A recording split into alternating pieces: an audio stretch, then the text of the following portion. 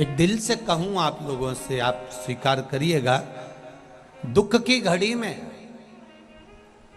कोई आए चाहे ना आए, अगर आपने दिल से, कर्जा हो गया, समस्या विकट हो गई, तकलीफ बढ़ गई, दुख बढ़ गया, आप शंकर भगवान के मंदिर में जाकर, ये जरूरी नहीं है कि आप सीहोर आए या कहीं जाएं, आप तो आपके घर के पास में जो शिव मंदिर हो उस मंदिर में एक लोटा जल चढ़ाना चालू कर दो, वो धीरे धीरे दुख काटना प्रारंभ कर दे, काटेगा दुख। बस जल चढ़ाने का एक नियम है शिव जी का। शंकर भगवान को जो जल चढ़ाया जाता है दुख काटने के लिए, तकलीफ काटने के लिए, कष्ट मिटाने के लिए, तो एक नियम है शंकर भगवान का जल चढ़ाने का जो नियम है। जैसे ये गौल जलाधारी है, यहाँ से पानी गिरता है, ये शिवलिंग है।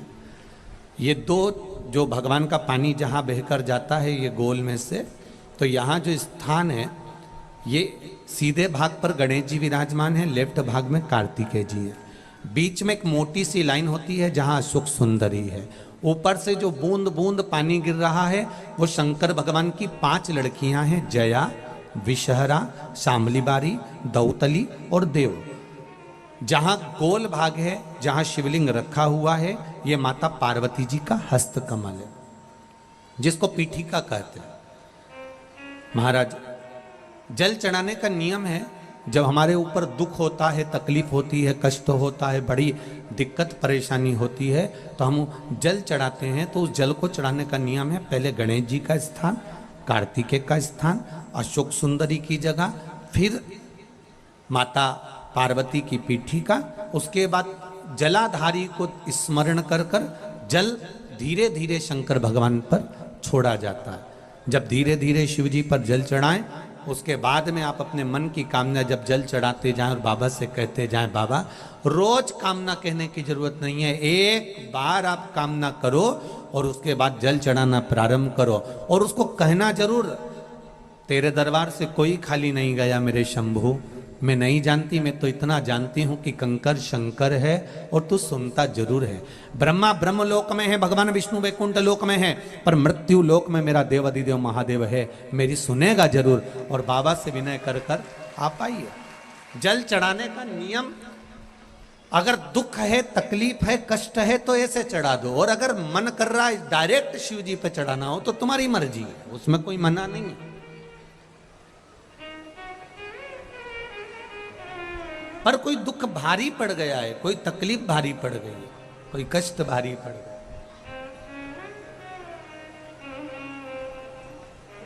मेरे भोले तेरी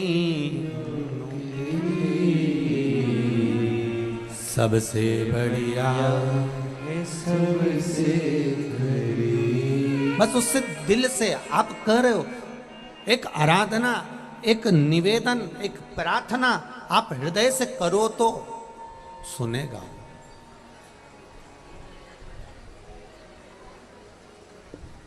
जब से तेरा गुलाम हो गया, तब से मेरा भी नाम हो गया, जब से तेरा गुलाम हो गया, तब से मेरा भी नाम हो गया, वरना औकात क्या थी मेरी, वरना औकात क्या थी मेरी, सबसे बढ़िया है सबसे खरी हो, भोले बाबा तेरी नौकरी, सबसे बढ़िया है सबसे खरी। महाराज, आप दिल से उससे प्रार्थना करिए, वो दिल से सुनता है, कहो उससे।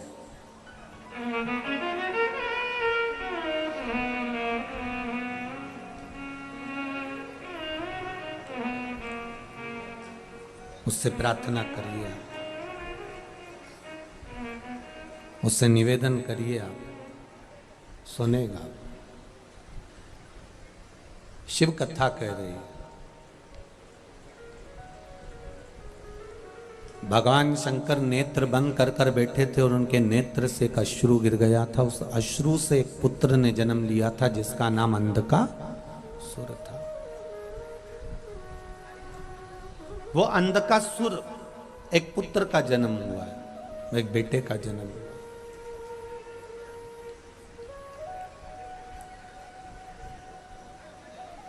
और पार्वती जी ने उसको गोदी में ले लिया।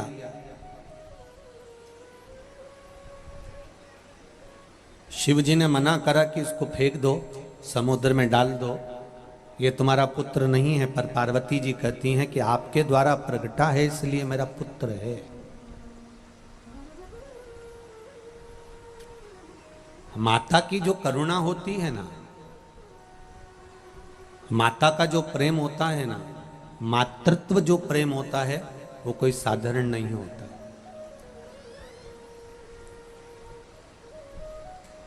पिता का काम है बच्चे को अच्छी एजुकेशन देना, पिता का काम है बच्चे को अच्छा पढ़ाना, पिता का काम है बच्चे को अच्छे कपड़े पहनाना, पिता का काम है बच्चे को अच्छे पेट भरकर भोजन कराना। ये किसका काम है?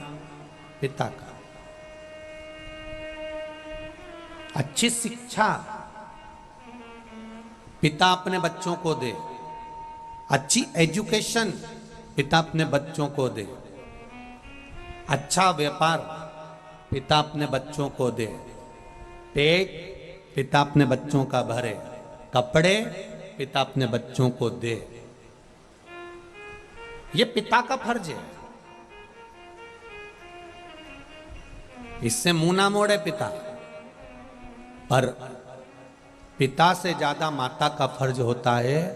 पिता एजुकेशन दे, शिक्षा दे, कपड़े दे, व्यापार दे, धन दे, पर इससे ज्यादा कर्तव्य माता का होता है कि घर में रहने वाली माँ अपने बच्चे को संस्कार दे। बहुत जरूरी है।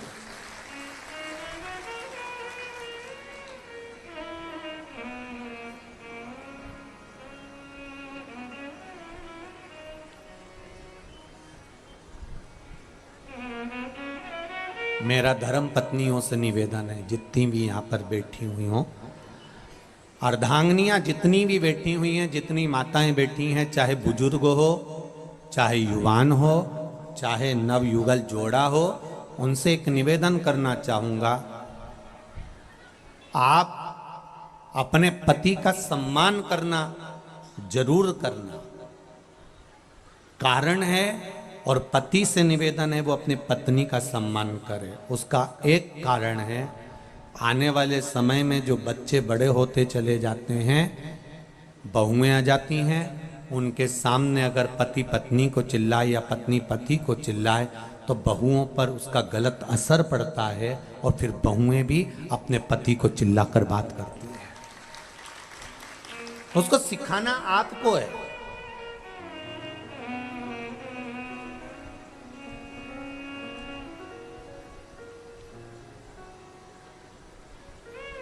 दुनिया की प्रत्येक पत्नियां अपने पति को मूर्ख समझती हैं और दूसरे के पति को ज्ञानवान समझती हैं। हमेशा देख लो, तुम्हें तो बिल्कुल अकल नहीं है, तुम्हें तो बोलने का तरीका ही नहीं है, तुम्हें तो लक्षण ही नहीं है, तुम्हें तो ये नहीं। और उसके देख लो तुम्हारे दोस्त को कितना विद्वान, तुम्हारे बेस्ट फ्रेंड को देख लो कितना विद्वान। अब जो बेस्ट फ्रेंड की बात कर रहे हैं उसकी पत्नी से पूछ किया ये कैसा है, तो वो भी यही कहती है इनमें तो अक्ल ही नहीं है, इनमें तो ये ही नहीं है। और वो हमेशा तारीफ तुम्हारे पति की करती है, क्योंकि दूर के ढोल सुहावने नजर आते हैं। आप कभी भी अंदाजा लगा कर देखना, अपने पति को हमेशा पत्नी कमजोर, ये इसमें अक्ल नहीं, इसमें बुद्धि नहीं, इसमें चित्त नहीं, इसमें विवेक नहीं, इसमें अक्ल नहीं है, इसमें ज्ञान नहीं है, तुम्हें बोलना नहीं आता, तुम्हें ये काम नहीं आता। तुमसे कह के थक गई मैं, जाकर व्यापार कर लो, ऐसा कर लो। और दूसरे के पति को, अरे वो कितना चतुर है, वो कितना विद्वान है, हमारी जीजी के देवर को देख लो, उनको देख लो, उनको देख लो, इतना सबका बखान करेगी, सबका। पर ए चंद्र घंटा कुसमांडा, निवेदन है कि हमें दूसरा क्या कर रहा है उससे मतलब नहीं होना चाहिए। हम और हमारा पति, परमात्मा ने जैसा जोड़ा बनाकर भेजा है, संभालने वाला वो है, उसकी विद्वत्ता का बखान करना चाहिए।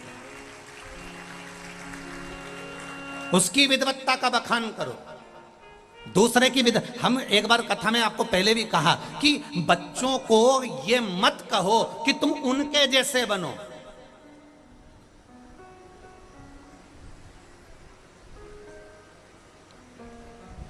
इस चीज का लोगों ने हमारे लिए विरोध भी करा है, ऐसा नहीं है।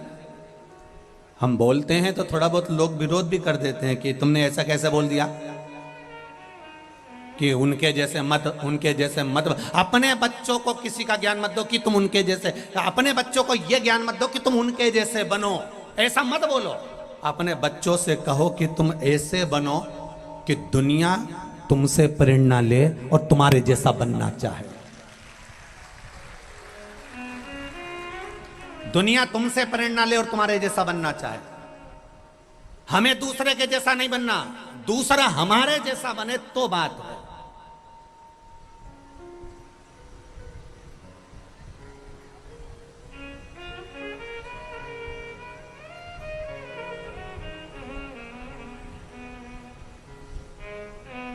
बनने का पहले खूब रामायण होती थी, भागवत जी खूब होती थी। ये 3 साल 4 साल में लोगों ने जब शिव महापुराण को जाना तो जितने भागवत करने वाले, जितने रामायण करने वाले, उन्होंने भी अपने आप को बदल दिया। तो समझ में आता है कि बदलाव जिंदगी का नियम है। हमें दूसरे के जैसा नहीं बनना है, हमें प्रयास करना है कि आपके जीवन की श्रेष्ठता वो हो, आपके जीवन की विद्वत्ता वो हो, आपका समर्पण वो हो, आपका भजन वो हो, आपका कीर्तन वो हो कि आपके जैसे दुनिया बनना चाहे, आपके जैसे।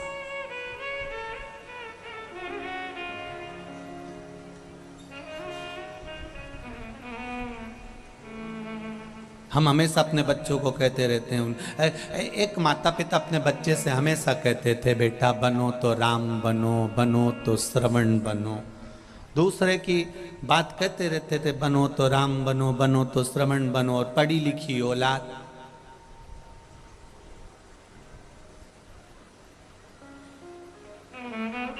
उन्होंने कह दिया, मम्मी तुम कभी कृष्ण बनने को तो कहती नहीं हो। तो मम्मी बोली, मेरे को मालूम है तू यही बोलने वाला होगा, क्योंकि भगवान कृष्ण ने गोपियों के चीर का स्मरण किया, भगवान ने गोपियों के घर के माखन का स्मरण किया, तो तू भी वही करना चाहता होगा। इसलिए मैं तुझे कृष्ण बनने को नहीं कहती, क्योंकि तू कृष्ण के गुण को नहीं जान सकता। ये सब भगवान कृष्ण के तो गुण हैं, इसको समझने वाला किस तरह से समझ सकता है, ये उसके ऊपर है। वो माखन लीला को किस तरह से समझेगा, वो कृष्ण लीला को किस तरह से समझेगा, वो भगवान की भक्ति को किस तरह से समझेगा, ये उनके ऊपर।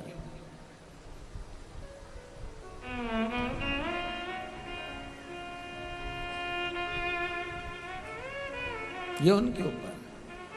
फिर बेटे ने कहा, ठीक है मम्मी, चतुर था बेटा, उन्होंने कहा तुम मुझे राम और राम और श्रवण बनने को कहती हो, लाओ मैं राम बनने को तैयार हूं। दशरथ जी ने पूरी सत्ता राम जी को सौंप दी थी, लाओ मुझे तिजोरी की चाबी दो, मैं राम बन जाता। हम बच्चों को वो बनाएं जिसको देखकर दुनिया प्रेरित हो।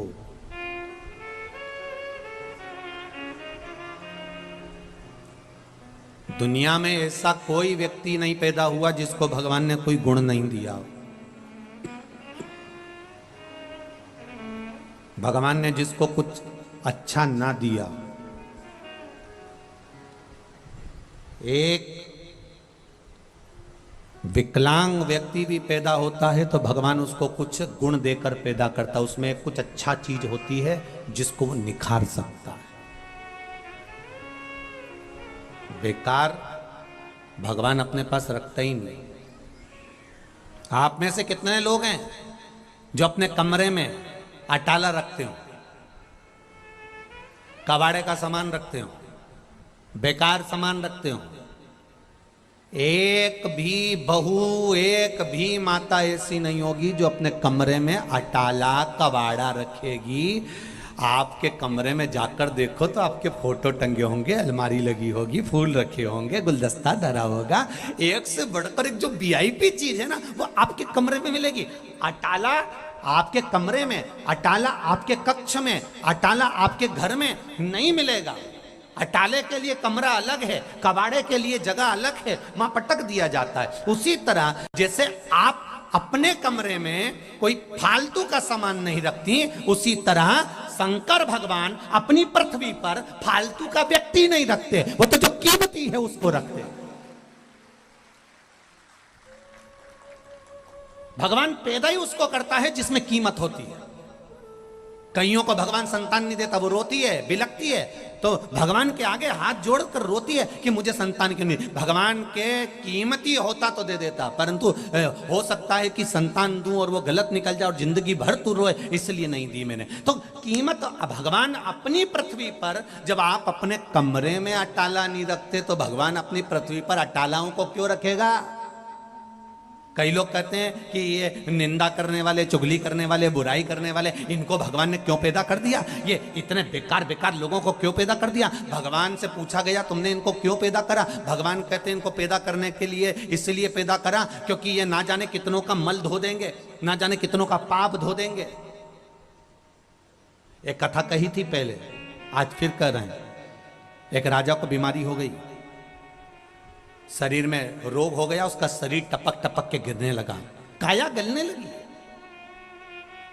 और राजा की काया जब टपक टपक कर गिरने लगी, राजा ने सारे डॉक्टर, वेद, औषधि सब करवाया, पर इलाज नहीं लगा, उसको आराम नहीं लगा। डॉक्टर अपने गुरुजी के पास गया, गुरुजी मेरी काया में रोग हो गया, काया टपक टपक के गिर रही है, मुझे लगता है मुझे कौड़ का रोग हो गया, ये काया गिर रही है गुरुजी, आप कृपा कर दो। गुरुजी ने कहा ये बता, तेरे भैया थे वो कहाँ हैं? वो तो मर गए। तेरी भाभी कहाँ है? राजभवन में। एक काम कर, जब भाभी अपने कमरे में जाकर सो जाए तब तू चुपचाप से जाना, दरी ले जाना, भाभी के कमरे के बाहर तकिया लगा के चुपचाप सो जाना, किसी को बताना मती, तू ठीक होना चालू हो जाएगा। राजा गया, चुपचाप से दरी बिछाकर सो जाता। 8-15 दिन निकले। 16वें दिन एक सेविका नौकरानी ने देख लिया, दासी ने देख लिया, दूसरी दासी से कहा ये खोल ले राजा को तो देखो, भाई मर गया तो भाभी के कमरे में जाके सोता है, वह खोल ले राजा को तो देखो। आगी की तरह बात पूरे नगर में फैल गई, सब राजा को थू थू करने लगे, गालियां देने लगे, अपशब्द कहने लगे, कोसने लगे, और राजा का शरीर धीरे धीरे धीरे धीरे ठीक हो गया, आराम लग गया। राजा अपने गुरुजी के पास गया, गुरुदेव सारी दवाइयाँ काम नहीं करी, औषधि काम नहीं करी, खूब दिखाया डॉक्टर को, पर वो डॉक्टरी काम नहीं करी, आपने मुझे भाभी के कमरे में सोने का बोला, बस इतने में मेरा काम हो गया। आखिर क्यों? गुरुजी ने कहा राजा तेरे पाप इतने बढ़ गए थे कि तेरे शरीर से टपक टपक कर गिर रहे थे, उस पाप को कम करने के लिए तेरी बुराई करवाना चालू करी। जब तेरी निंदा होने लगी, बुराई होने लगी, अपशब्द कहने लगे, लोग तुझे गालियां देने लगे, आड़ा टेढ़ा बोलने लगे, तब तेरा रोग धीरे धीरे समाप्त हो गया, धीरे धीरे चला गया। तो राजा ने कहा प्रभु गुरुदेव मेरा ये रोग कहाँ गया?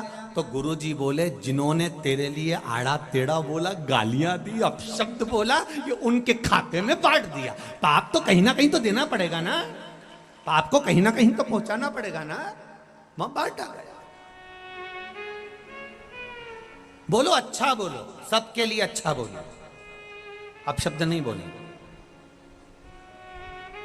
मुट्ठी बांधे आया जग में, हाथ पसारे, क्या तू लेकर आया जग में, क्या तू केवल एक भजन के सिवाय कुछ साथ नहीं जाएगा, स्मरण के सिवाय कुछ साथ नहीं जाएगा। जो तुमने दान करा, पुण्य करा, संकीर्तन करा, सत्संग करा, सालासर धाम में आकर तुमने अगर एक अठन्नी भी दान करी है, पुण्य करी है, सत्कर्म करा है, किसी को अन्न का भाग दिया है, किसी की सेवा करी है, किसी को एक अन्न का दाना भी खिलाया है, किसी पुण्य के स्थान पर, धर्म के स्थान पर, सत्कर्म के स्थान पर, तो वो खाली नहीं जाएगा।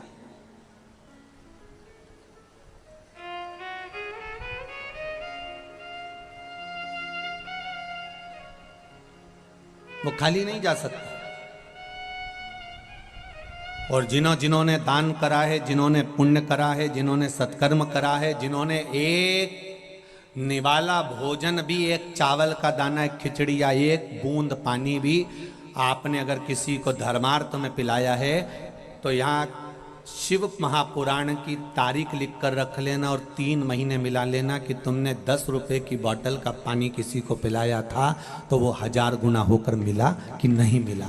अंदाजा लगा कर बैठना। हम एक कथा में कहकर जाते हैं, दूसरी कथा में पहुंच जाते हैं, कहीं हमको ढूंढने की जरूरत नहीं। अगली कथा का अनाउंसमेंट भी हम यहीं से कर कर जाते हैं।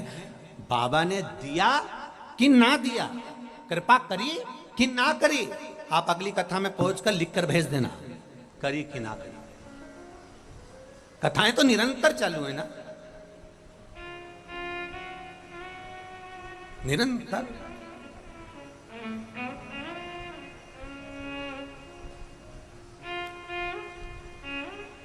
कम नहीं देता मेरा बाबा। महाराज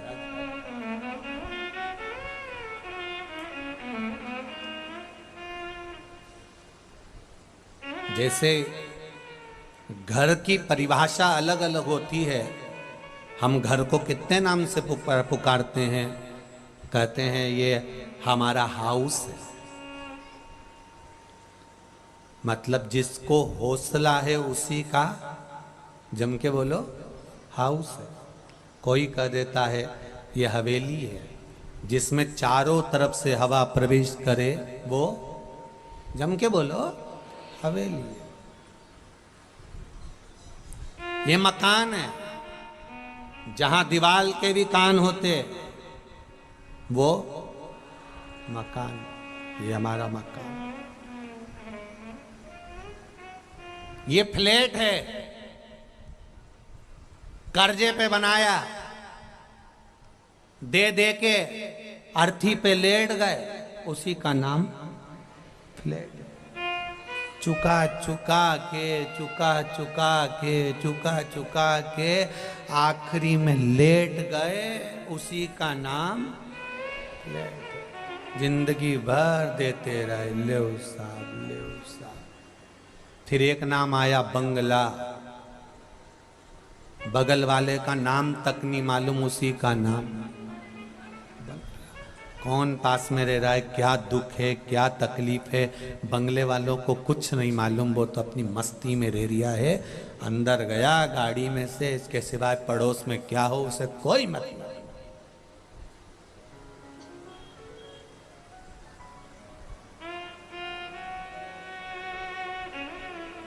हमने देखा, शिव महापुराण के माध्यम से कहना चाहेंगे, अपनी जिंदगी में एक चीज तो देखी है,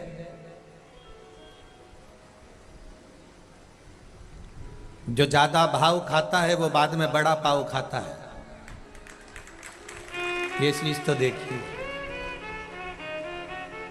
आप ज्यादा भाव खाएंगे, ज्यादा विचार करेंगे, तो बाद में कई माताओं की आदत होती है, मेरे लड़के की लड़की ढूंढना है, एक आई, ये कोई दम नहीं रखा रही।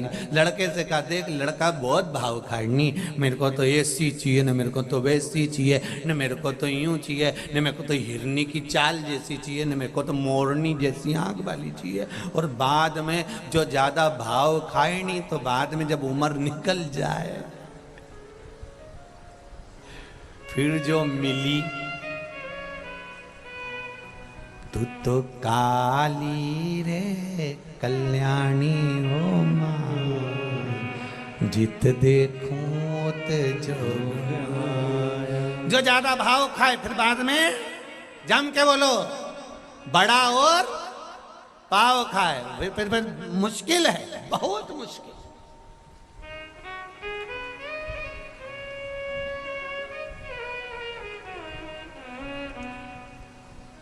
इसीलिए कहते हैं भगवत स्मरण में रहिए।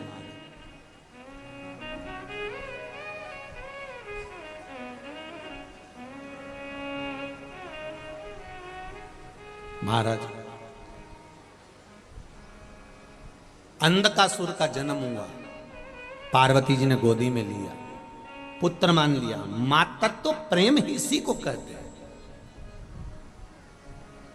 एक माता की जो दृष्टि होती है, माता का जो स्वरूप होता है, वो अपने बच्चों के प्रति जैसा समर्पण भाव रहता है, ऐसे ही समर्पण भाव उसका बहुओं के प्रति रहता है, और बहुओं का भी समर्पण भाव माता के प्रति रहता है।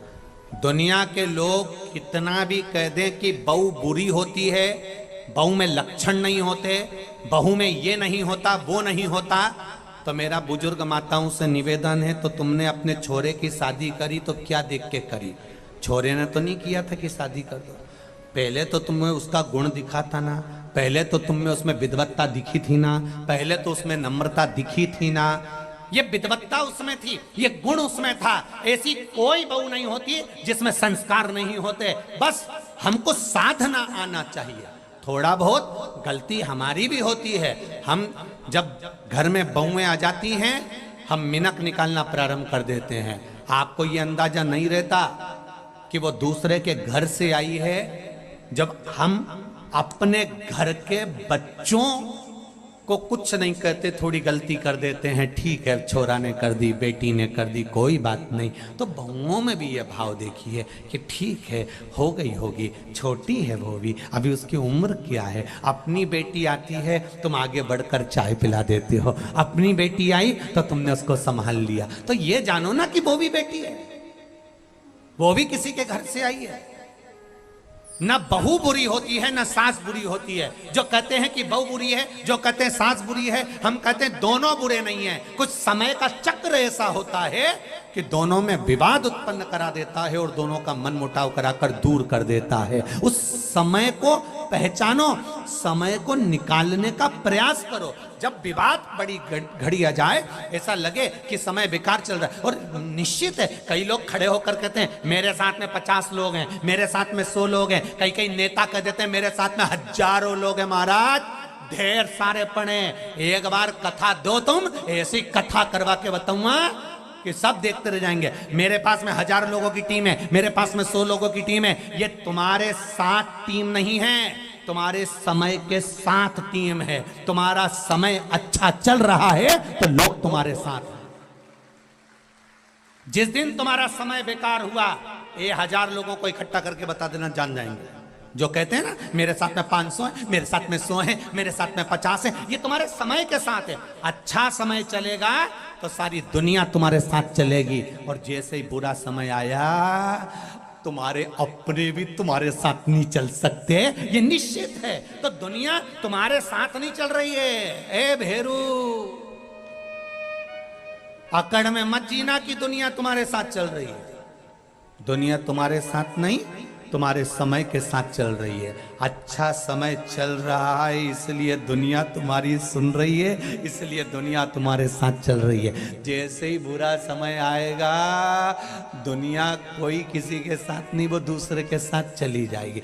तुम देखो, अभी कुछ दिन के लिए कोई विधायक बन गया तो लोग उस विधायक के पीछे पड़ गए। कोई पूर्व विधायक हो गया, उसको कौन पूछ रहा। इसके बाद कोई सांसद बन गया, उसको पूछे। कोई पूर्व सांसद हो गया, उसको कौन पूछ रहा। कोई अध्यक्ष बन गया, उसको पूछे। इसके बाद कोई अध्यक्ष से हट गया, उसको कौन पूछे। जिसका समय होता है, जिसकी घड़ी होती है, जिसका पल होता है, जिसका समय निश्चित, उसको लोग पूछते हैं। उसके बाद कौन किसको पूछ रहा है, सब चल ठीक है, चल रहा है, हो रहा है, जा रहा है, कौन पूछे किसको।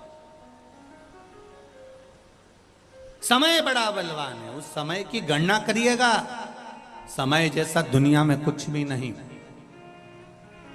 बस भगवान से कहते रहना, इस समय बाबा अच्छे समय में भी तू मेरे साथ रहना, और बुरे समय में भी तू मेरे साथ रहना, बस इतनी कृपा करना, इतनी कृपा करना।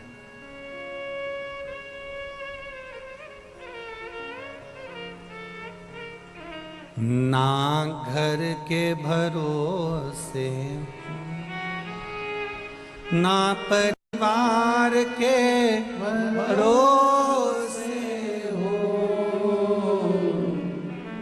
ना घर के भरोसे हो, ना परिवार के भरोसे हो, मेरे बाबा दया करना, मैं तेरे भरोसे हूँ। भोलेनाथ दया करना, मैं तेरे भरोसे हूँ। ना घर के, ना परिवार के, ना कुटुंब के, ना कबीले के, जब ये अच्छे समय में साथ रहते हैं, बुरे समय में कोई नहीं, तब जो अच्छा और बुरा में दोनों में साथ रहे वो देव अधिदेव महादेव हर जगह।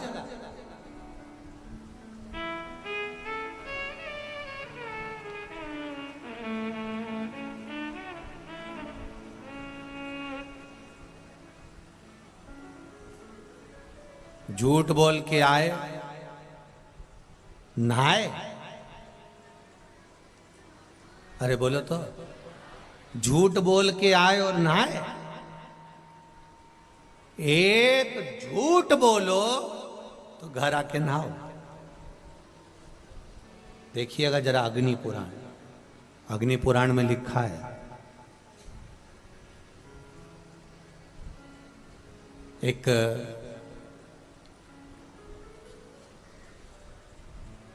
कौवे को एक हंसनी पसंद आ जाती है। कौवा उस हंसनी को ले आता है। हंस अदालत में केस लगा देता है कि मेरी हंसनी को कौवा ले गया, छुड़ा दीजिए। कौवे ने भी वकील कर लिया है, हंस ने भी वकील कर लिया है। कौवे के वकील ने कहा, सुन रे कौवे, हंसनी हमेशा हंस की रही है, कौवे की कभी नहीं हुई, तू हार जाएगा। कौवा कहता है मैं क्या करूं कि जीत जाऊं, तो कहा जज के घर चले जा। रात को कौवा जज के घर गया और जज साहब से बोला, जज साहब तुम्हारी 7 पीढ़ी बैकुंठ में है कि नरक में, मैं देख रहा हूं। तुम्हारी 7 पीढ़ी बैकुंठ में बैठी है, मैं देख रहा हूं। व्यक्ति की 7 पीढ़ी बैकुंठ में है कि नरक में, या तो कौवा बता सकता है या ब्राह्मण बता सकता है। इसीलिए श्राद्ध में दोनों को भोजन कराया जाता है। इनकी दृष्टि लंबी होती है। मैं देख रहा हूं तुम्हारी 7 पीढ़ी कहां है। तुम मेरा एक काम कर दोगे जज साहब, तो तुम्हें जीते जी तुम्हारी 7 पीढ़ी से मिला दूंगा। जज ने पूछा क्या? कल अदालत में हंसनी को मेरी बना दो, तुम्हारी 7 पीढ़ी जो बैकुंठ में बैठी है उसका दर्शन में तुम्हें 7 शरीर जीते जी करा दूंगा। जज ने सोचा मेरी 7 पीढ़ी का दर्शन मुझे जीते जी मिल रहा है, इससे बढ़कर क्या। जज कुर्सी पर बैठा, उसने निर्णय दे दिया, हंसनी हंस की नहीं, हंसनी कौवे की है। हाहाकार मच गया, हंस रोने लगा, आंखों से जल बहने लगा। सबने कहा यह निर्णय गलत है, पर जज मानता कहाँ, उसने तो निर्णय दे दिया था। जज ने कहा कौवे मैंने अपना काम कर दिया, तू अपना काम कर। कौवा कहता चलो जज साहब मैं आगे आगे चलता हूं, मेरे पीछे चलो गाड़ी में बैठकर। कौवा आगे आगे चला, जज गाड़ी में बैठकर पीछे पीछे चला। कौवा उड़ते उड़ते नगर से बाहर गया, खेड़े से बाहर गया, गांव से बाहर गया, एक घने जंगल में पहुंच गया। पहुंचते से कौवे ने जज से कहा नीचे उतरो गाड़ी से। जज गाड़ी से उतरा, बहुत बदबू आ रही थी। जज ने मुख पर रुमाल रख लिया और मुंह पर रुमाल रखकर जज बोला कौवे से कितनी गंदी जगह लेकर आया है, आओ तो जज साहब। जज और आगे बढ़े, एक मरा हुआ कुत्ता पड़ा था।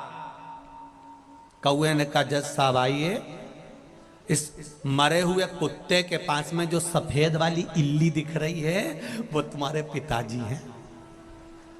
और उसके पास में जो छोटा वाला कीड़ा दिख रहा है वो तुम्हारी माता जी है। जज ने कहा कौवे तू तो मेरे पूर्वजों को बैकुंठ में बता रहा था, तो ये नरक में क्यों दिखा रहा है?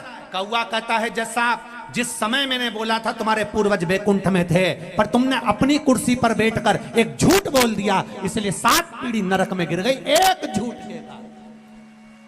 जरा विचार करिएगा, एक झूठ के कारण जब 7 पीढ़ी नरक में गिर जाती है, तो झूठ बोलने के बाद गंगा जल से नहाना चाहिए कि नहीं नहाना चाहिए, तो निर्णय तुम्हारा होना चाहिए। और तुम दिन भर मोबाइल पे कितना झूठ बोलती हो रही जगदम्बा, कितना राम, और ऊपर से कह रही मैं तो इतना भजन करती हूँ, मैं इतना भजन करती हूँ, मैं इतना कीर्तन करती हूँ, इतना कीर्तन करती हूँ। तुम 7 दिन झूठ बोलने की जगह एक दिन ऐसा बना लो कि मैं केवल इसी दिन झूठ बोलूंगी, या समय बांध लो कि मैं सुबह 9 बजे से 11 बजे तक झूठ बोलूंगी।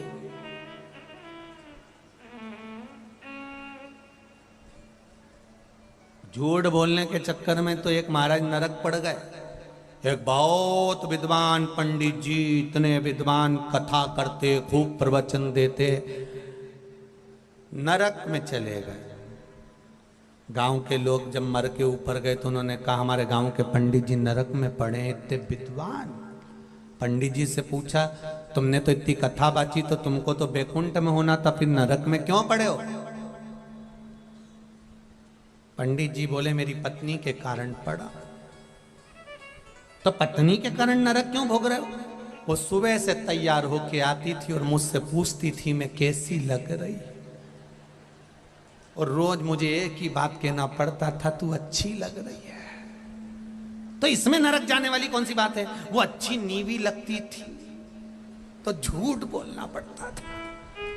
अब बताओ, इतना विद्वान से विद्वान पंडित जी भी नरक में पड़ा झूठ के चक्कर में। सही बोल नहीं पाया, और सही बोल देता तो उसी दिन निपट जाता बापड़ा। एक दिन मुंह से कह देता, कहीं की पूछ लेती है ऐसी मैं कैसी लग रही, और इतने में पति कह दे तू ऐसी लग रही जैसे हरी घास में भैंस चल रही, तो रे पाता बड़ा। मेरे शिव जी का सबसे बड़ा तत्व है सत्यम शिवम सुंदरम, तात्विक।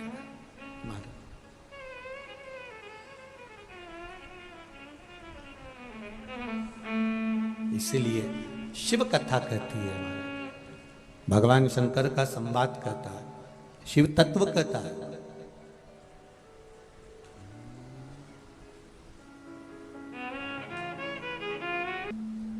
अंधकासुर का जन्म,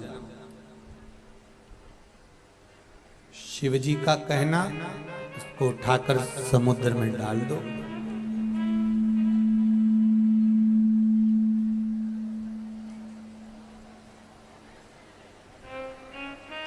इसको समुद्र में पटक दीजिए, डाल दीजिए। पर पार्वती जी के हृदय का जो मोह है, माता पार्वती के मन में, चित्त में, हृदय में जो पुत्र के प्रति आसक्ति थी, तो कैसे डाल दे मां?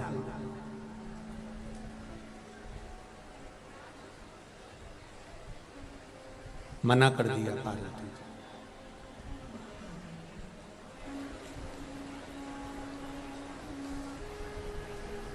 मैं इसको पानी में नहीं डालूंगी क्योंकि ये आपके द्वारा प्रकट हुआ है, पुत्र है। शिव जी ने पार्वती जी को समझाया कि नेत्र बंद करने के बाद प्रकट हुआ है, अगर नेत्र खुले रहते और जब वो प्रकट होता तो बात दूसरी थी।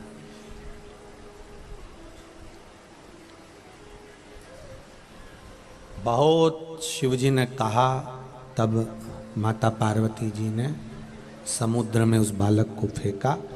हिरण्याक्ष ने उसको पकड़ लिया। जब बड़ा हुआ, हिरण्याक्ष के प्राण चले गए।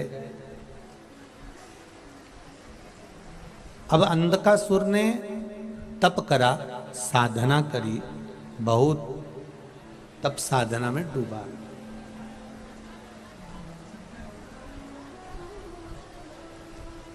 सिद्धि प्राप्त करिए,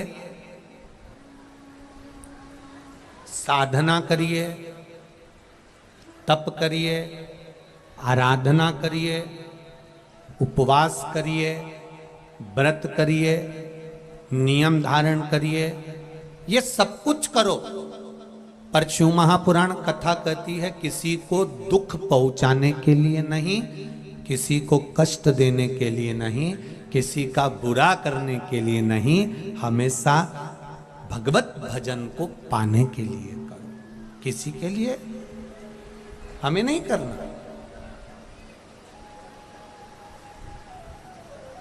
कई लोगों का बहुत सारा समय तो लोगों को बर्बाद करने का मांगने में ही चले जाता। मंदिर में जाएंगे तो भगवान से प्रार्थना करेंगे उसने मेरे साथ ऐसा किया था इसलिए उसका ऐसा कर देगा। 10 नारियल चढ़ाऊंगी मैं बाबा,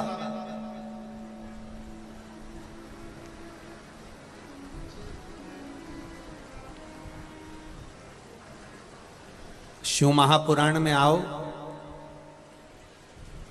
दूसरों के लिए बिल्कुल मत मांगो कि उसका ऐसा कर देना या उसके लिए ऐसा कर देना। हाँ, अच्छा मांगना हो किसी के लिए तो जरूर मांगो, पर शिव महापुराण में आए हो 3 घंटा 4 घंटा धूप में बैठे हो, वो देखो कहाँ ऊपर छत में बैठे हैं, कोई यहाँ दीवालों पे चढ़कर धूप पर बैठे हुए हैं, कोई उधर पंडाल में, कहीं किधर पंडाल में, कहीं पाइपों पर, कहीं कहीं चढ़ चढ़ के आप लोग बैठे हुए हो। इतनी धूप में आप अगर बैठे हो, गर्मी में बैठे हुए हो और कथा सुनने के लिए बैठे हो, तो दूसरे के लिए बुरा मत मांगना, बुरा मांगकर अपना समय बर्बाद मत करना। भगवान से कहना, भगवान मुझे बस इतनी कृपा कर देना कि जब मेरी दुख की अगर कोई घड़ी हो, समय हो, उस समय पर तू मेरा साथ देने के लिए सामने खड़े रहना, बस इतनी कृपा कर, ज्यादा नहीं चाहिए बस।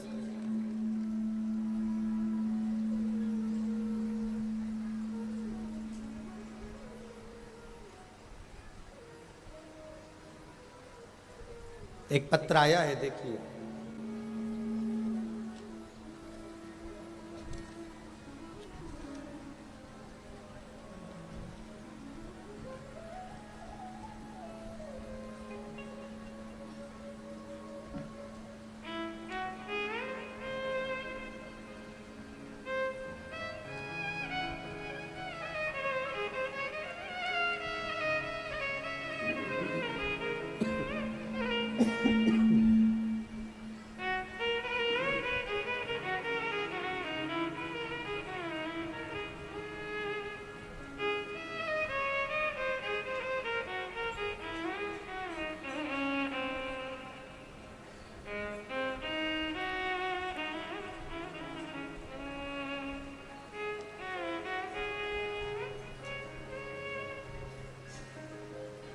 नारायण प्रसाद, गांव रायसिंहगढ़, जिला श्री गंगानगर, राजस्थान से हैं।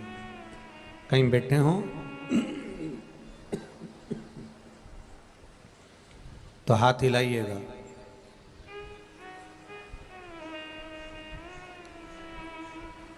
गुरुजी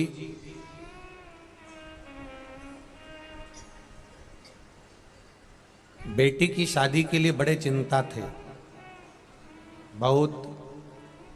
आप ही हैं? श्री शिवाय नमस्ते जी। बहुत चिंता थी, शादी कहीं जम नहीं रही थी, कई साल से प्रयास में थे। तब एक बार शिव महापुराण की कथा सुनी और आपका मूंग वाला जो प्रयोग था वो किया। बाबा की कृपा से मेरी बेटी की शादी बहुत अच्छे घर में शंकर जी की कृपा से हो गई। जितने संबंध आते थे लोग कहीं ना कहीं उसको अटकाने का प्रयास करते थे, पर शिव कृपा। एक पत्र और है,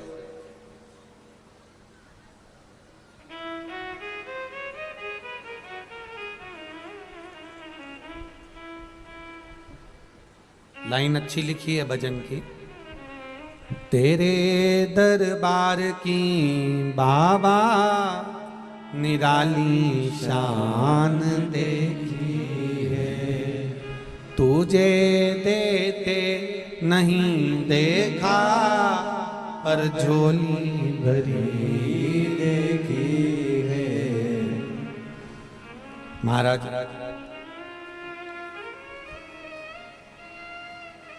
रजनी शर्मा, खेती आवास, पटोदी, गुरुग्राम, हरियाणा से आई हूं। कहीं बैठी हो तो हाथ हिलाइएगा।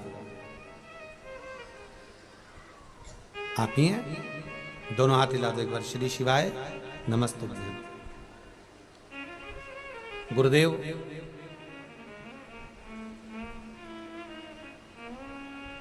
पति को 10 साल से पथरी थी और बहुत तकलीफ में रहते थे, हमेशा दर्द बना रहता था, बहुत बहुत कष्ट था। अंग्रेजी देसी सब तरह की दवाइयां कराई पर आराम नहीं लगा। होम्योपैथिक वो भी करा ली, औषधियां सारी दे ली, जड़ी बूटियां भी दे ली, पर आराम नहीं लगा। गुरुदेव, ऑपरेशन करवाने के लिए कह दिया गया, पर एक बार कथा सुनी और मंदिर में जाकर 1 लोटा जल और बेलपत्र वाला प्रयोग करा। मानते नहीं थे भगवान को, तो भी शिव जी की कृपा से विश्वास जगा और चढ़ाना प्रारंभ करा। बेलपत्री को औषधि के रूप में भगवान शंकर से मांग कर लेकर आते और वो खाना चालू करा। गुरुजी, कुल 4 सोमवार ही निकले थे और चौथे सोमवार को अगले दिन इनको इतना दर्द हुआ, इतनी तकलीफ हुई कि कहने लगे कि इतना दर्द सहा नहीं जाता और ऑपरेशन करा लेते हैं। अब शिवजी की भक्ति हो गई, अब रहने दे तेरे हिसाब से। पर वो दर्द इतना बढ़ गया 20 मिनट तक तड़पते रहे और 10 साल से दवाई ले रहे थे गुरुजी।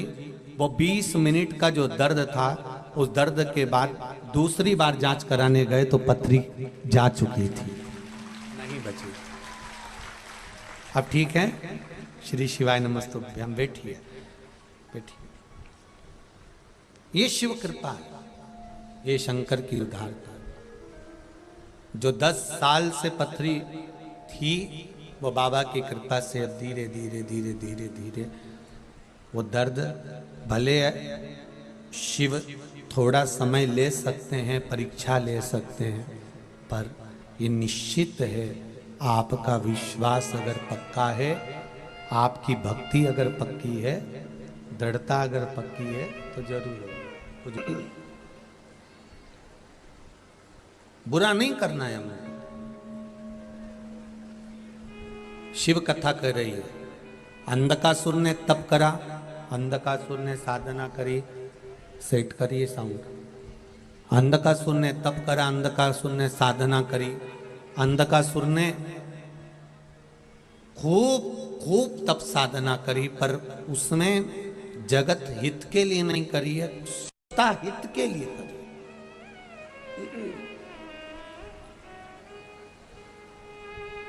स्वयं के हित के लिए।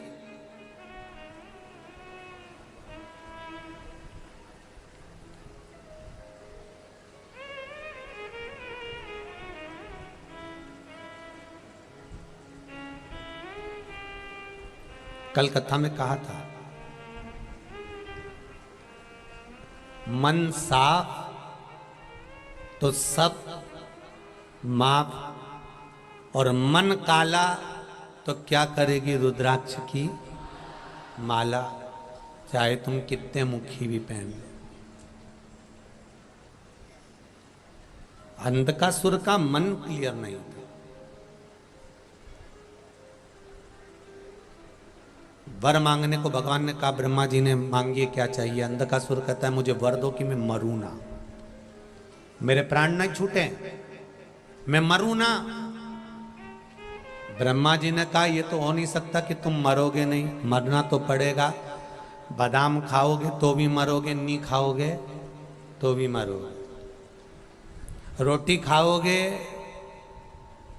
तो भी मरोगे, नी खाओगे तो भी मरोगे। कथा सुनोगे, अरे बोलो जम के, तो भी मरोगे, और नी सुनोगे तो भी मरोगे। तो किसी ने पूछा फिर कथा सुनने से फायदा कौन सा है जब मरना ही है? तो फायदा केवल एक ही है, बिल्ली अपने मुख से अपने बच्चे को पकड़ती है, साथ घर लेकर जाती है, पर बिल्ली का बच्चा नहीं मरता। और बिल्ली अपने मुख से चूहे को पकड़ती है, चूहा बचता नहीं है। उसी तरह जो कथा सुनता है वो बिल्ली के बच्चे की तरह निकल कर पार हो जाता है, और जो नहीं सुनता खलास हो जाता है। सुनोगे तो भी मरोगे, नहीं सुनोगे तो भी मरोगे। खाओगे, बोलते जाओ आधी कथा तो तुम बचो, खाओगे तो भी मरोगे, और नहीं खाओगे तो भी मरोगे। तो मरना तो निश्चित है, मृत्यु निश्चित।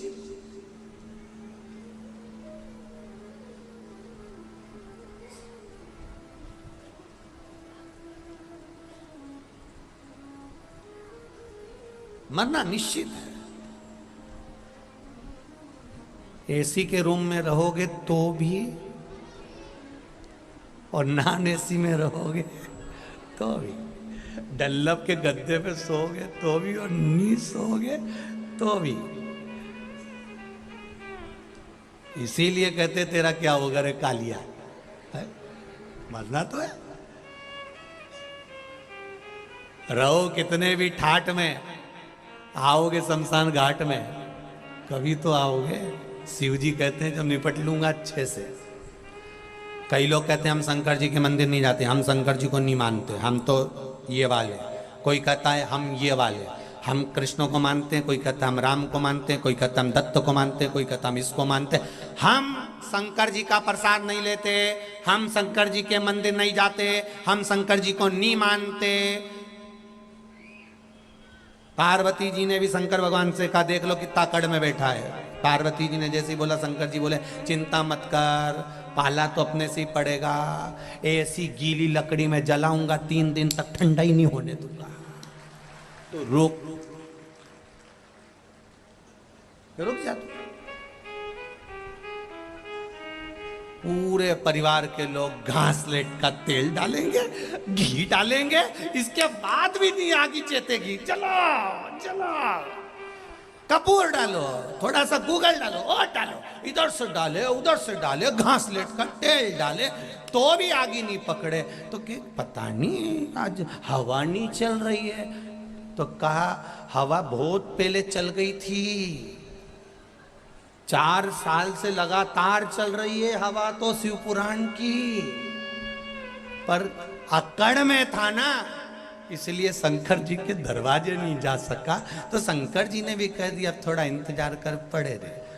किसी किसी की अस्थियां 3 दिन में, जब तीसरा होता है ना उठाओ ना, तब तक ठंडी हो जाती है, बिल्कुल ठंडी। और किसी किसी की तो आगी रहती है। तो पूछा किसी से कि इसमें आगी रह गई, उसकी तो ठंडी हो गई थी। ठंडी उसी की हो जाती है जिसको महादेव गले लगाने वाले होते हैं, और गर्म उसकी रह जाती है जो कभी शिव का नहीं हुआ, जो शंकर के द्वार पहुंचा ही नहीं है, शंकर के दरवाजे पर गया ही नहीं है।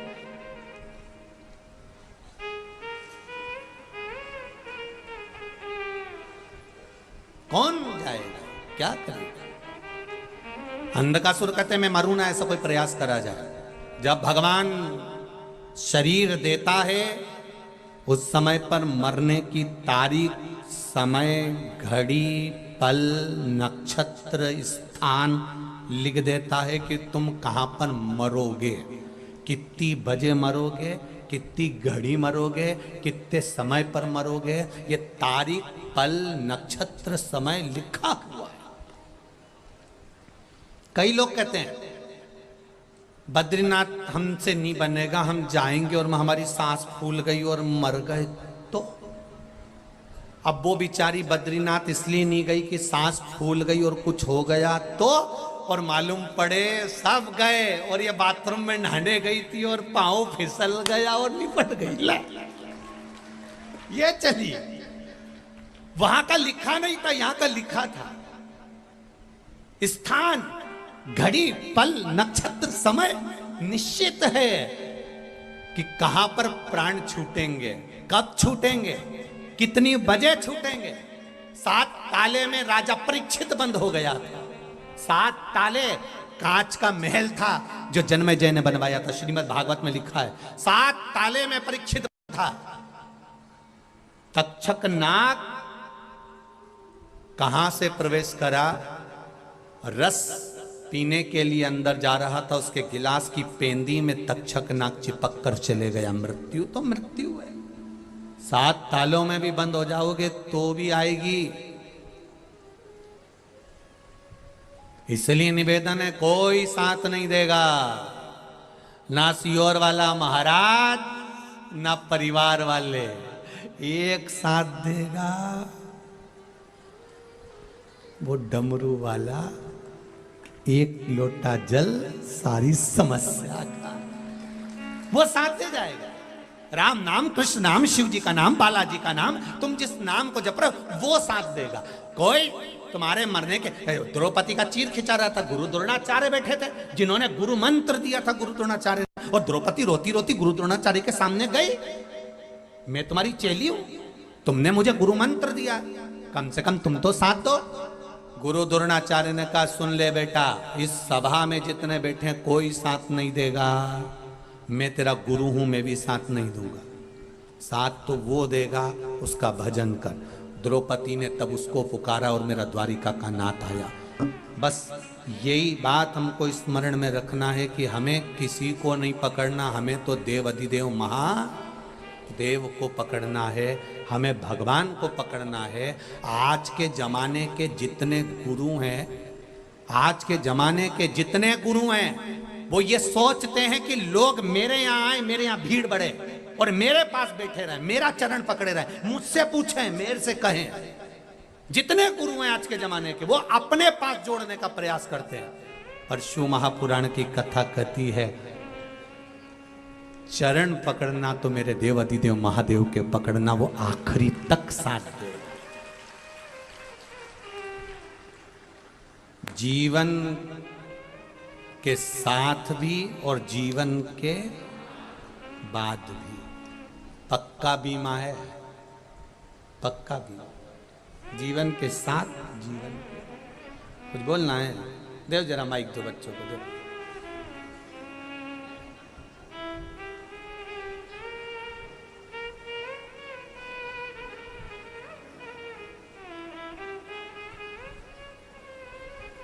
श्री शिवाय नमस्ते। श्री शिवाय नमस्ते गुरु जी। कहाँ से आए?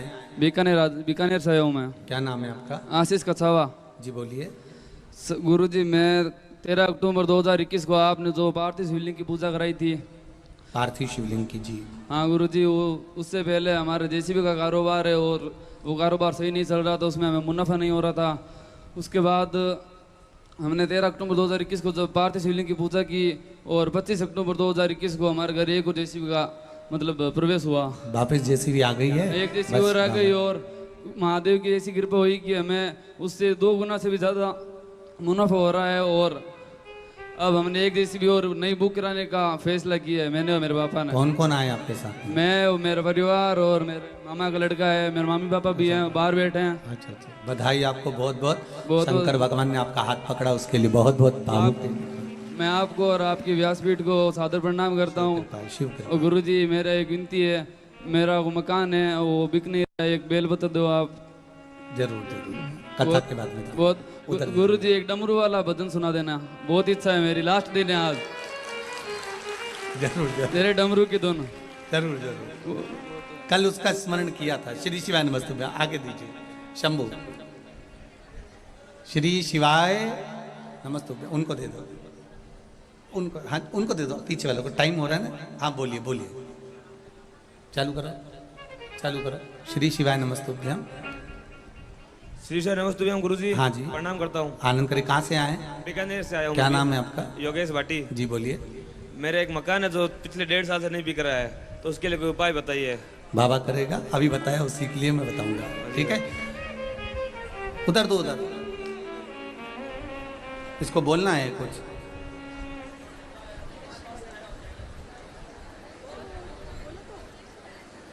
चलो।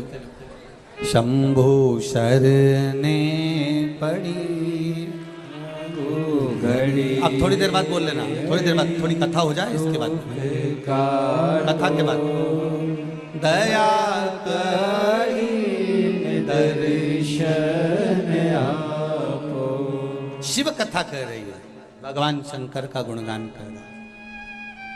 शिव स्मरण। अंधकासुर जो तप करा, जो साधना करा, ब्रह्मा जी ने कहा मृत्यु निश्चित है अंधक, तुझे कुछ और मांगना हो तो बोल दे। अंधकासुर ने कहा प्रभु बस आप एक कृपा कर दीजिए, अगर मुझे अमरता का वरदान नहीं दे सकते तो इतनी कृपा करो कि मेरे प्राण जब छूटे, जब मैं अपनी माता को गलत दृष्टि से देखूं, क्योंकि अंधकासुर को यह मालूम था कि मेरे को जन्म देने वाली कोई मां नहीं है। अंधकासुर को यह मालूम था कि मुझे जन्म देने वाला कोई पिता नहीं है।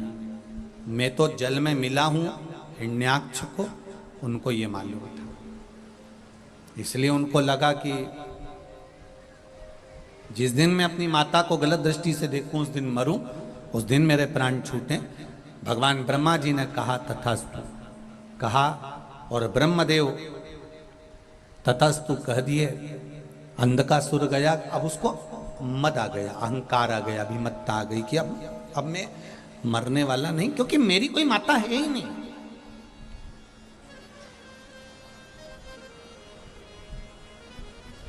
ना तो मेरी माता है ना मेरा कोई पिता है, तो मेरी मृत्यु होगी नहीं। अंधकासुर ने अपने दूतों से कहा मुझे शादी करना है, विवाह करना है।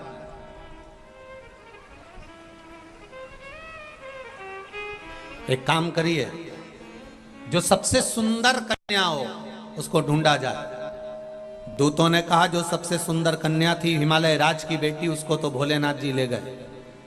पार्वती का विवाह शिव जी से हो गया, बहुत सुंदर थी। तो कहा फिर मैं भी विवाह करना चाहूंगा, देखना चाहूंगा कि है कौन ऐसी। अंधकासुर को मालूम पड़ा और अंधकासुर मां जगत जननी जगदम्बा दुर्गा भवानी के सामने जाकर खड़ा हो गया। माता का स्वरूप इतना सुंदर था, इतनी सुंदर थी मेरी मां, और मां तो मां होती है। कहते हैं जितनी सुंदरता मां की ऊपर से नहीं होती, उतनी सुंदरता मां के हृदय की होती है, क्योंकि इसकी वात्सल्यता बड़ी है। मां मां होती है। बहुत प्रसन्न होती है मां तो भी रो लेती है, और बहुत गुस्से में होती है मां तो भी रो लेती है।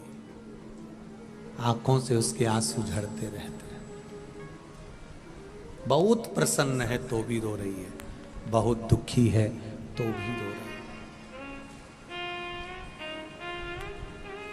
मां गुस्से में बेटों को गालियां दे देती है, मां गुस्से में बहुओं को गालियां दे देती है, मां गुस्से में बेटों को कोस देती है, मां गुस्से में बहुओं को कोस देती है, मां गुस्से में बहू और बेटों को इतने गंदे गंदे शब्द बोल देती है, खूब कोस देती है। कई बार गुस्से में आड़ा टेढ़ा बोलकर मां अपने बेटे और बहू को कोस देते हैं, गुस्से में बोल देती है। पर देवी भागवत कहती है कि मां अगर गुस्से में बेटे और बहू को कोस भी देते हैं तो भी बेटे और बहू का बुरा नहीं होता, उसका भला ही होता है, क्योंकि मां बाद में रो लेती है। कोसने के बाद भी मां की आंख में आंसू आ जाते हैं, वो रो लेती है और बाद में कहती है क्यों कहा मैंने, क्यों बोला, क्या करना मुझे। अपने आप को संभालती है मां, फिर भी मां है।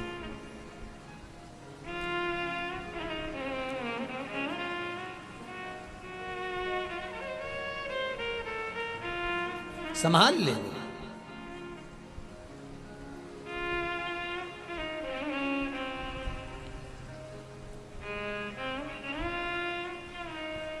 हम सालासर जी की गौशाला में गए दर्शन करने के लिए। सालासर बालाजी सरकार की जो गौशाला है उसका दर्शन किया। गौ माता की सेवा देखकर बड़ी प्रसन्नता हुई।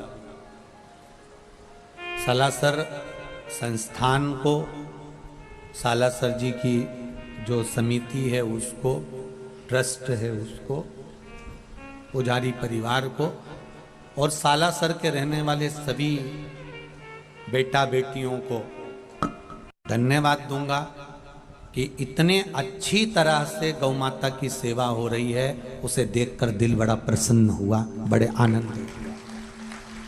कई गौशालाएं देखने में मिलती है कि दान तो ढेरों का ले लेते हैं, पैसा ढेरों का इकट्ठा कर लेते हैं, पर गौ माता के लिए सही से चारे और पानी की व्यवस्था तक नहीं हो पाती। कई जगह पर लोग हमसे कहते हैं, हम जहाँ कथा करने जाते हैं, यहाँ पे गौशाला अच्छी है गुरुजी चलो, यहाँ गौशाला अच्छी है गुरुजी चलो। जाएं तो हमें जाने में मना नहीं है, आप बोलो हम जहाँ चले जाएं, पर जाने में दिक्कत एक बात की है कि वहां देखते हैं और व्यवस्था नहीं होती ना, तो अंदर से रोना आता है कि गाय कितनी गलत तरीके से रह रही है और उसका कहीं गला कसा रहा है, कहीं उसको चारा नहीं मिल पा रहा है, कहीं पानी नहीं मिल पा रहा है। जो दान आता है, जो धर्म आता है, गौ माता के निमित्त का अगर हम लेते हैं तो वो गौ माता में सही तरीके से लगे। जैसे आज सालासर की गौशाला को देखकर दिल खुश हुआ, सेवा हो रही है, आनंद हो रहा है, औषधि हो रही है, उपचार हो रहा है। गौ माता के प्रति जो समर्पण का भाव लगा, बहुत अच्छा लगा। कई जगह लोग कहते हैं आप हमारे यहाँ गौशाला चलिए, वहाँ चलिए, हम नहीं जाते क्योंकि देखेंगे दिल दुखेगा, और कह दिया व्यासपीठ से तो लोगों को बुरा लगेगा। सबसे बड़ी दिक्कत की बात तो यह है कि मुंह से निकल गया तो, इसलिए प्रयास करो। कई गौशालाओं में दान आया, खूब गौशालाओं में दान किया गया, पर जब गौ माता के दुख की घड़ी आती है उस समय पर वो पैसा, वो धन लगना चाहिए सही जगह पर, तो गौ सेवा है। नहीं तो मालूम पड़े अपना भंडारा भरा, कोई मतलब नहीं तो जीवन बेकार है। आप लोग भी अगर सालासर आए, जितने लोग भारत की भूमि के देश और विदेश में आस्था चैनल से कथा सुन रहे हैं, तो एक बार सालासर जी की गौशाला का जरूर दर्शन करिएगा कि कितना सुंदर आनंद से सेवा करें दर्शन। और हम कहते हैं जहाँ दान दें वहाँ एक बार जरूर देखें कि वहाँ सही। हम आप लोगों से, जितने लोग यहाँ दान देते हैं कुबेरेश्वर महादेव के लिए, हम उनसे भी कहते हैं एक बार जिंदगी में कुबेरेश्वर धाम आकर देखना कि तुमने 1 रुपया दिया तो वो सही जगह लग रहा है कि नहीं लग रहा है। मंदिर निर्माण में, गौ माता में, यहाँ पर सुराना परिवार बैठा हुआ है, और भी कई लोग बैठे हैं जो सीहोर आकर गए होंगे, उनसे पूछना भोजन मिला, रहा, अच्छा लगा, ना लगा। कंकर शंकर की भूमि है, ये जरूर है कि अभी वहाँ काम चल रहा है, इतनी व्यवस्थाएं तो हम नहीं कर सकते, पर जहाँ तुम धर्म कर रहे हो, पुण्य कर रहे हो, सत्कर्म कर रहे हो, वहाँ देखो जरूर, जाओ, दिल से करो।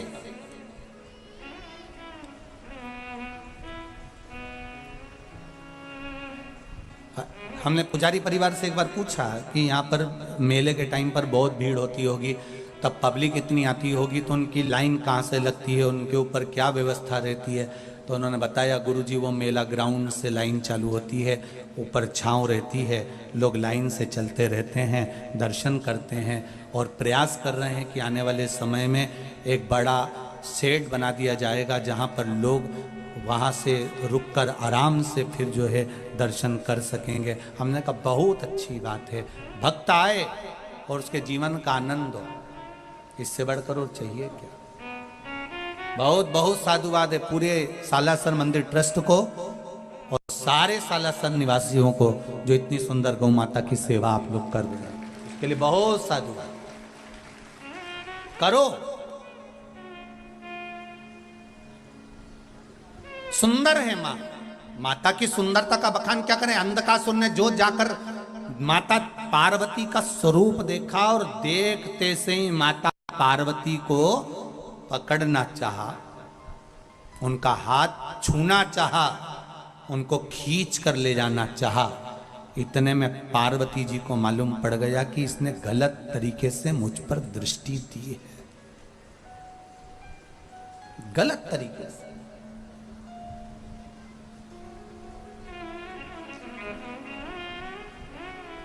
अपने शरीर को, मेरी माताएं, मेरी बेटियों, मेरी बहनें, मैं एक बात कहना चाहूंगा, पेड़ की जड़ मिट्टी से ढकी होना चाहिए तो पेड़, वृक्ष उन्नति करता है कि नहीं करता? अगर मिट्टी को हटा दो जड़ पे से तो वो पेड़ बहुत दिन टिकेगा क्या? बोलो बोलो, जम के बोलो जरा, नहीं टिकेगा। और वो वृक्ष अगर जड़ पे से मिट्टी को हटाया और जड़ दिखने लगी तो वृक्ष कुछ दिन में नष्ट हो जाएगा।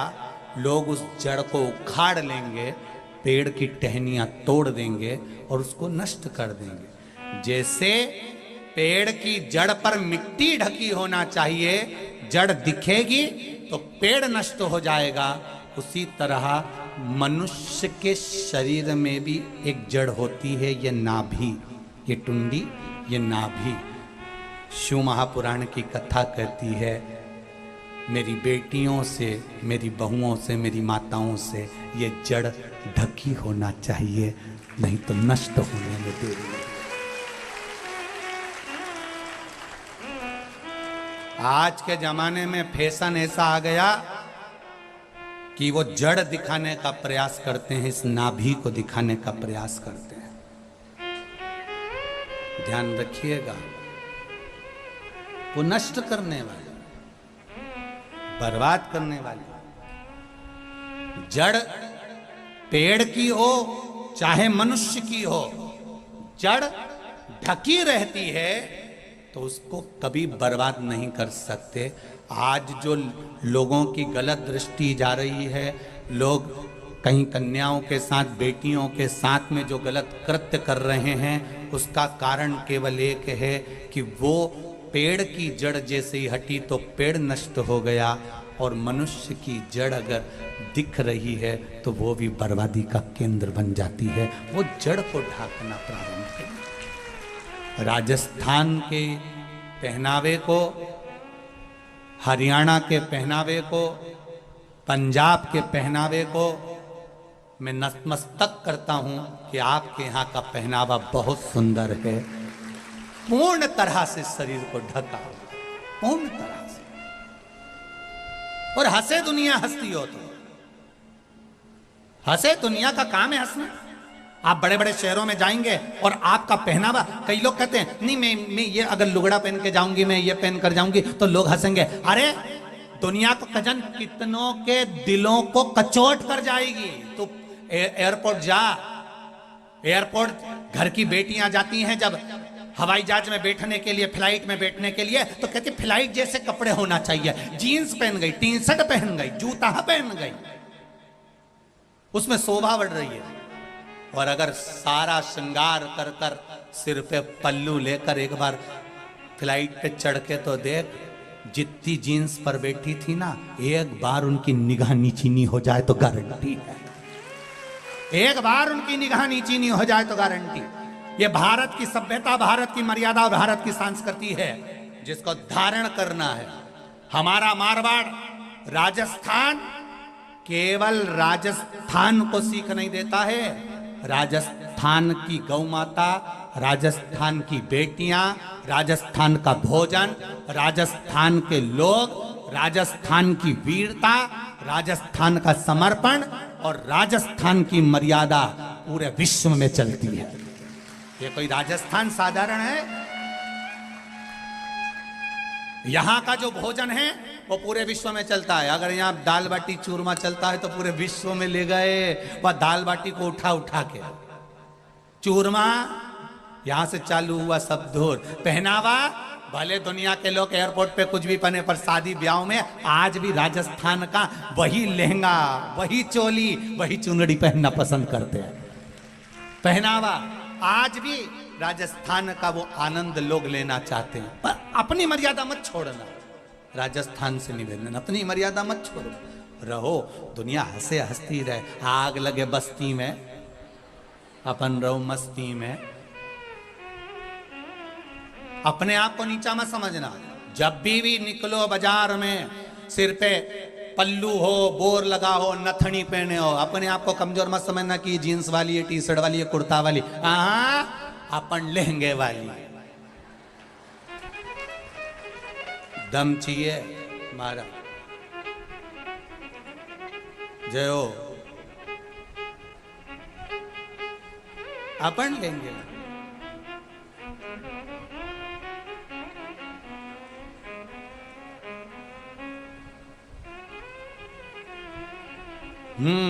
पहनावा वहां भी देखा मैंने।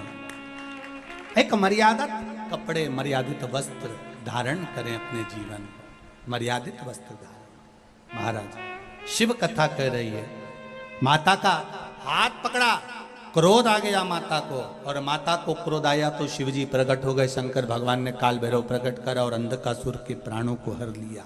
बहुत रोना आया मेरी माता को कि मैंने इसको पुत्र माना था, इसने गलत दृष्टि से देख लिया और माँ ने उसके प्राण हर लिए। माता हर ली प्राण।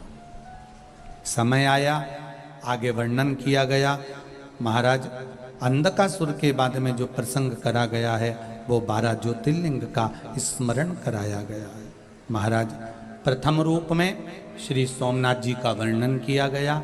चंद्र पर काया का रोग हो गया था, शिव जी का भजन कर कर काया के रोग से मुक्ति पाई। अगला वर्णन आया मल्लिकार्जुन। भगवान कार्तिकेय रुष्ट होकर चले गए थे तो शिव पार्वती उनको लेकर आए थे, मल्लिकार्जुन के रूप में भगवान विराजमान हुए थे। फिर अगला वर्णन आया है श्री महाकाल, दूषण नाम के राक्षस का संहार।